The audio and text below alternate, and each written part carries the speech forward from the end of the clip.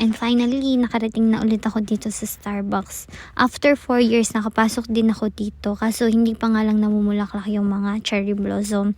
Pero samahan nyo ako dito sa isa sa pinakamalaki na Starbucks dito sa Tokyo. Ito nga pala ang Starbucks Reserve Roastery located at Nakamigoro, Tokyo. You need to include this Starbucks when you will go here in Tokyo. This Starbucks is so pretty, plus there are 6 Starbucks Reserve Roastery in the world, and this is out of 6. Diba, nabubulol pa ang lola nyo? Actually, ito nga pala yung second time ko nagpunta dito, pero last time nagpunta kami dito, hindi kami nakapasok kasi Sakura season yun. Sobrang daming tao, tas naka-reserve talaga yung pagpasok dito, kaya ngayon, sinamantala talaga namin or sinadya talaga namin pumunta dito kasi hindi pa masyado madaming tao ngayon. Abay, pagpasok